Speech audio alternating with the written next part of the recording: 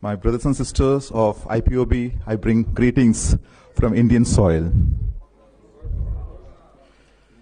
The Bible says that the Lord is my strength, and the victory comes from the Lord. Hallelujah. Amen. The wickedness of the injustice against the Biafran people and the critical analysis of the role of the Nigerian government and the international community. The Nigerian government and the wider world have a long history of treating the Biafran people, who are preliminary from the southeast of Nigeria, unfairly and wickedly. The objective of the report is to be critical analysis of the numerous types of injustice and evil that have happened with the Biafran people, have endured, as well as the contributions of the Nigerian government and the international community to ensure the continuations of this injustice. The Biafran people have a long history of a political and economical dominance in the Nigerian before the 1960 independence. They also have a rich culture past. However, since Nigerian independence from Biafran from Britain in 1960, the Biafran people have experienced the huge marginalization and discrimination. This marginalization led the declaration of the Republic of Biafra in 1967, which sparked the brutal civil war that lasted until 1970. The war resulted in the death of over 5 million Biafrans, preliminary due to the starvation and disease. The political marginalization since the end of the civil war, the Biafran people have been systematically excluded from the key political position in Nigeria. This has led to the lack of representation and the feeling of disenfranchisement among the Biafran population. The economic injustice. The southern east region of Nigeria, where the Biafran people predominantly reside, is rich in natural resources, particularly oil. However, the Nigerian government has constantly exploited these resources without adequately investing in the development of this region. This has led in the widespread poverty, underdevelopment, and environmental degradation in the Biafran community. The Nigerian government has been accused for numerous human rights abuse against the Biafran people, include extrajudicial killing, torture, and forced disappearance. This abuse perpetrated by the Nigerian security forces and have intensified over the year due to the growing influence and the resultantness of the Biafran restoration movement, which seeks the self-determination and independence for the Biafran people in 2021. The leader of indigenous people of Biafra, Mazi Nnamdi Kanu, which abducted from Kenya and was extraordinarily redemption from the Kenya to Nigeria against the international law. United Nations Working Group has ordered that Nigerian government to release Mazi Nnamdi Kanu unconditionally and compensate him appropriately for infringing on his rights. Yet, Nigerian government refuses to comply with these orders. Nigerian Appeal Court has discharged and acquitted Mazi Nnamdi Kanu for every count charges that Nigerian governments level against him. Yet, Nigerian government refused to release the leader of IPOB, Mazi Nnamdi Kanu. The international community has largely turned a blind eye to the plight of the Biafran people during the Biafran War. Many countries, including the United States and the United Kingdom, etc., supported the Nigerian government to subjugate the Biafran people for providing them the military and the financial aid. This support enabled the Nigerian government to continue its brutal campaign against the Biafran people, resulting in the death of over 5 million people of Biafrans. In the recent year, the international community has continued to explore their economy and political interests in Nigeria as against the human rights and well-being of the Biafran people, despite humorous reports of human rights abuses by the Nigerian government. The international community has failed to take meaningful action to address these issues of wickedness.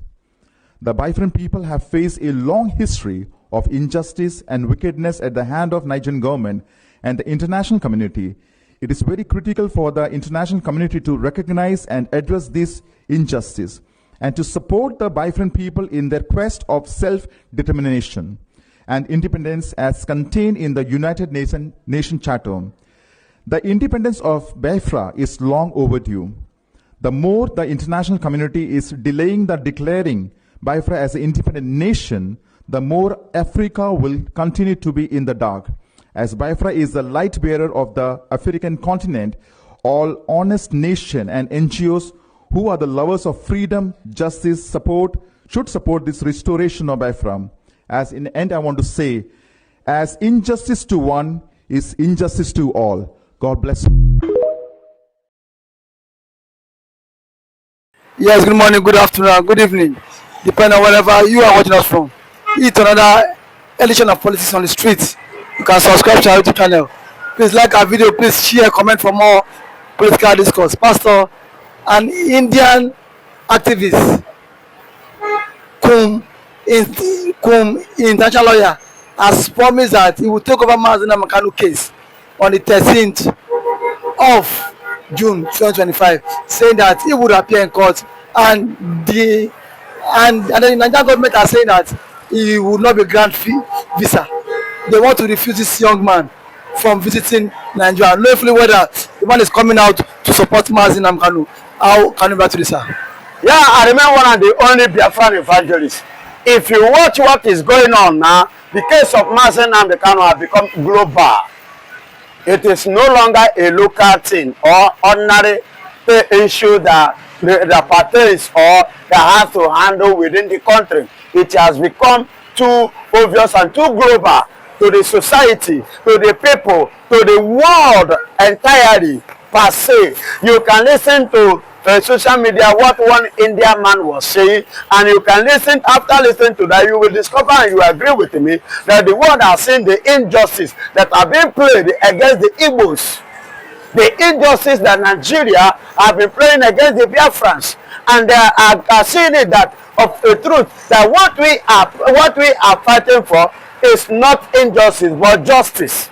And how do I mean by justice? It is our civil rights. It is Mazen Kanu constitutive human right to agitate, to protest, and to fight for his freedom of his people, because the people of the land have the right to protect their land, their ancestral land, given to them by Chukwokike Obiama. That is why the Indian man has volunteered, because he himself has finally find out under his research and watch and discovered of a truth that Igbos are truly and thoroughly being marginalized in this country.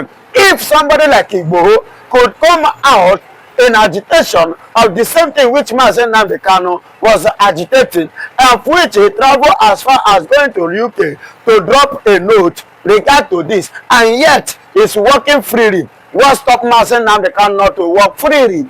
But and let me tell you again, there is another thing again. If DSS Director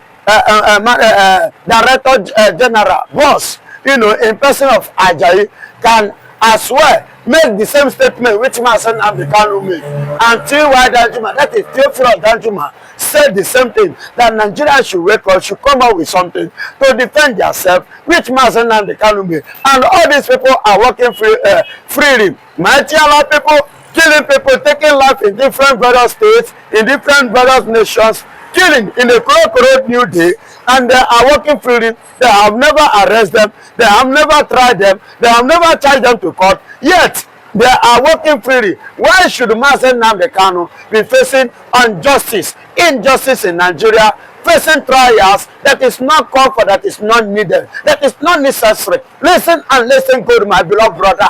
These people have, done a lot harm to the Igbo. This is why we say intimidation, humiliation, and oppress and suppression. They are giving it to us, and which now we have decided to free from the oppression of Nigeria. And that is why you see the Indian man volunteering himself, the son from India, saying that they want to come and be partnering with the legal team of Mazen Kanu to fight for the injustice that is being played or going on against the Southeast, the Biafran per se. But Pastor, there are rumors that this Indian activists might be might be denied visa. Knowing fully well the reason he is applying for the Nigerian visa. Yes. Come and help Of course. There is every tendency, and in every rumor there is always a truth and there is always a fact. Nigeria may decide to deny because if India should come to Nigeria to represent Mazen Nnamdi Kanu, you know what that means. It has involved Indian government eyes in Nigeria, and there is a lot of messages that will come from Nigeria. They will gather from Nigeria a message to the India, which may likely play against Nigeria. That is why Nigeria will likely decide not to give him visa, because Nigeria is a country who prefer injustice rather than justice. They hate the truth. Nigeria hate the truth. Nigeria doesn't want to accommodate truth, and they don't want to see anybody speaking the truth and allow that person to live. That is why you can see what happened to Brutai, the one who want to brutalize the life of Mazen Nnamdi Kanu. You can see, Brutai. He went to Mazen Nnamdi Kanu under the watch of, yes, the former chief of staff, who brutalized Mazen Nnamdi Kanu and brutalized the life of Biafrans. The people that are doing normal protests, they did not have any arms and they did not have anything, not nothing paper, and he went and set fire on them and sentenced them to early death. The same Brutai village now, Boko Haram have vandalized it. Brutai is on the run. Where is Brutai? Why not face Boko Haram? His hometown now have been vandalized the same way that he vandalized Mazen Nnamdi Kanu, with attention, an intention to do what? To eliminate Mazen Nnamdi Kanu, to assassinate Mazen Nnamdi Kanu. Thank God for Chukwu Abiyama, who intervened in that matter, who have seen the atrocity, the wickedness of Chukwu Brutai, and he decided to save Mazen Nnamdi Kanu, because he run. A soldier know they fight and finish. He fight to remain in order to fight another day. And thank God who liberated and who delivered Mazen Nnamdi Kanu. Now Mazen Nnamdi Kanu escaped the plan of Nigeria and the Brutai who came to brutalize his home, and as God have led him to escape that assassination. Today, he is fighting it in Nigeria, struggling and muscling it out in Nigerian court of law. See, and listen to me.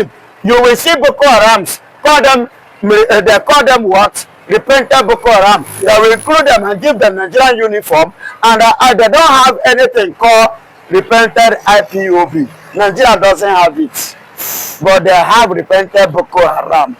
Iswab, Mahmuda, and the rest, and Kakarawa, they have the repented ones, but they don't have repented IPOP. That is the kind of country we are in, and that is why we want to do what? Make sure we do away with this darkness. But because we are the light, and the light need to shine. But do you think with the coming of this Indian international lawyer, do you think Kanu will get justice? And with this led justice or more trial, do you think Kanu will get justice? See, I'm not telling you, Kanu is already gaining ground and is already getting justice. It is not until the Indian man come. After all, Indian presidents, if I'm not mistaken, visited Nigeria one certain time. You understand? So if this one should come, or if it's not allowed, his coming or not coming will not stop the justice from Mazen Nnamdi Kanu, and neither will it stop the injustice in Nigeria. But it will be a kind of a plus to Mazen Nnamdi Kanu. And yes, it will be a plus.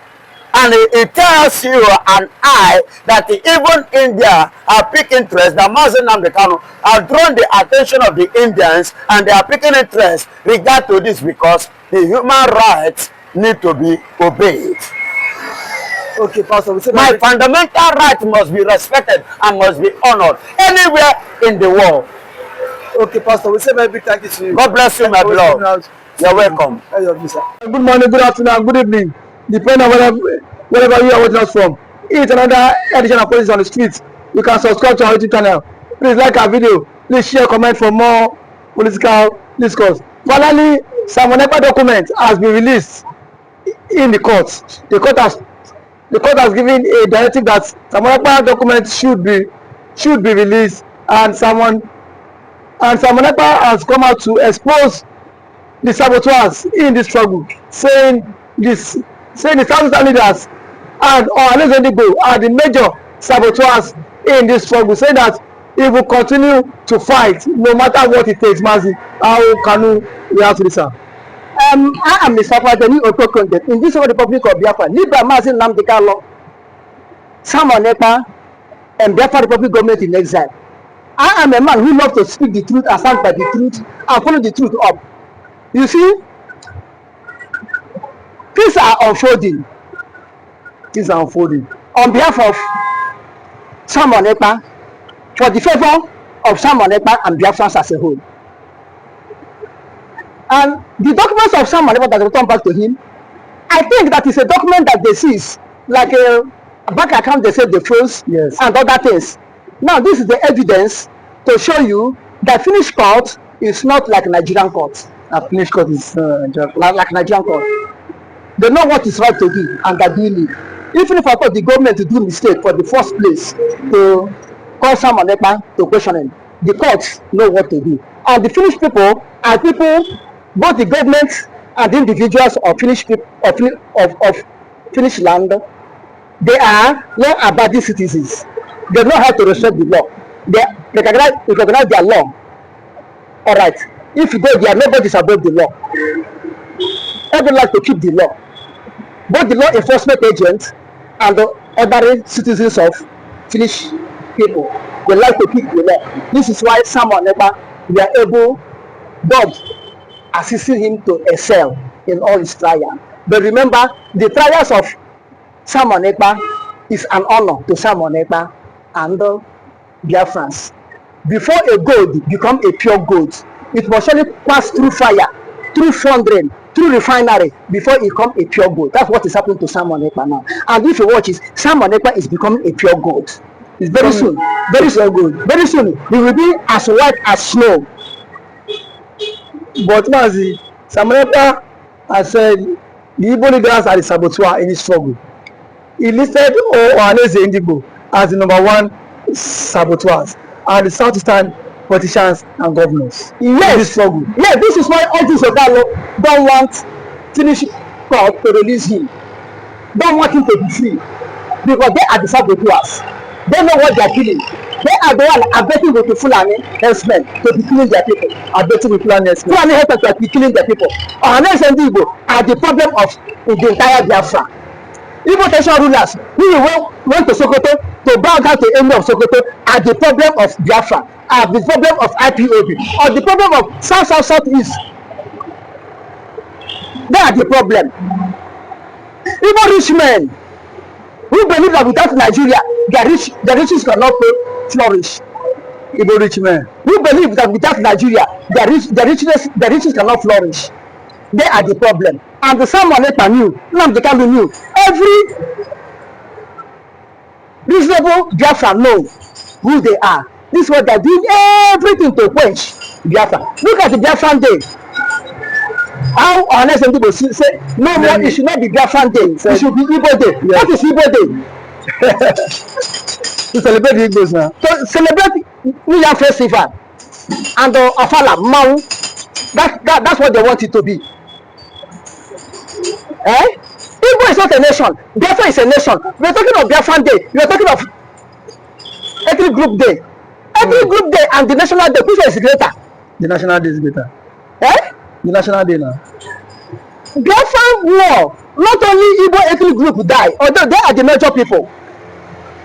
Anang die. Ibibio die. Efik die. Okoja die. Even Edo die. Wari die. Ishakiri die. Ogoni die. Eh? They die. Awuchi die. Awuchi was a place where Nigeria and Biafra fought fierce war. Awuchi. They fought fierce war. Lost so many lives.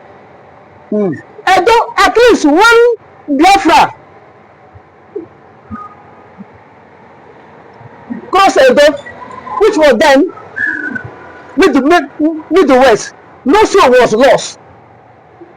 Both Igbos in Middle West and other tribes in Middle West, no soul was lost. Biafra accommodated them. Everybody integrate, move freely. Even when they reach Ore, no soul lost. No soul. Even the Yorubas, Biafra did not kill. in the rain. It was when Mauritania marched his men down, start bombarding. On that case, some civilians that are not army, both Nigerian army and Biafran army, some civilians that are not among them died. That one was Nigerian fault. Now you are telling me when all the whole tribe died, you are telling them to tell me no, don't call it Biafra Day, call it Igbo Day. But yesterday, Gowon also said the civil war was not his fault. We will not see anybody that's coming out to condemn Gowon. Why are the Igbo leaders silent? Because they see that they are top-class citizens of Nigeria. The Igbo leaders have only counted themselves that they are the last citizens of Nigeria. They are zero citizens of Nigeria. Therefore, whatever you put into their mouth, they will take it. Shoot into their mouth, they will swallow it. Mess into their mouth, they will swallow it. They cannot say no because they feel that they are powerless. Igbo leaders, Ohanes and Igbo, politicians, traditional rulers. Look at it. The struggle in Biafra, the struggle in Igbo, is it not youth are fighting? The youth are fighting. But the so-called we are going to speak. What are they speaking? What are they doing? Do you see all these Okalo come to condemn Gowon, but it's condemn someone else? If Gowon say the war against Biafra is not his fault, whose fault? Is the fault of also Okalo? Yes? How do you Okalo them? Because I don't condemn someone else, condemn Nnamdi Kanu now. Because they love the war. As Biafra were killed, all these Okalo and SND Banko love it. That's why they're sabotaging it. That's why they don't want someone else to be released. They are not your fault. Whose fault? I'm not commander-in-chief of the then Nigerian Armed Forces. I'm not the one who said to keep Nigeria one is a tax for must pay, and you pay the tax. Is a tax, but that must be paid, and you pay the tax. Are you not the one that said on January 1970 that the rising sun of East have set and set forever? It will never rise up again. That nobody should use that word Biafra to describe anybody or anything from that side of Africa. Are you not, God, are you not the one? If you're not their fault, what do you do? What do you say all this thing? The one, if the war is not your fault, then why can't you implement 3 R's that you pronounce by the end of the war? Why can't you implement it? For good 5 years, from 1970 to 1975, 5 years you're in power. Plus the other 4 years you rule, making it 9 years. The one, what do you do to prove that the war is not your fault? If the war is not your fault, whose fault? If the war you fought against Biafra is not hatred, is it for love? If the war you fought against Biafra with your troops are not to exterminate Biafrans, then is it for Biafra survival? When you say starvation is the best weapon to the war, you look at children, more than 3 million children die in Kwashoko. You still make up your mind, telling me that the war is not your fault. Whose fault? But rather than the Southern governors or let's say Southern leaders coming out in one voice to condemn Gowon, rather they are speaking against Kanu and Simon Ekpa. Don't you think there is something they are getting? Yes, they feel they are benefiting in Nigeria more than Biafra, because they know that if Biafra is existing, all this they are messing in Nigeria, they cannot mess it in Biafra. The corruption of Nigeria, they are practicing in Nigeria, they cannot practice it in Biafra. They know that if Biafra is existing, they'll be speechless, they'll be soundless. Nobody will serve them again. Nobody will, no more escorts, no more praise worship when they are returning. People will praising them, beating drum for them. They know that will not be again, because Biafra will be a Biafra of equality. Biafra of no nonsense. Biafra where human being is human being, not animal. Biafra where everybody has equal rights. Biafra where government will take care of everybody, not to go and do rituals, carry cocaine, do all abomination to get money because of hardship. It will happen in Biafra. Okay, Mazi, we say a big thank you to you. Thank you for coming out to hear you of this, Mazi Okukondem. Thank you so much, sir. Thank you.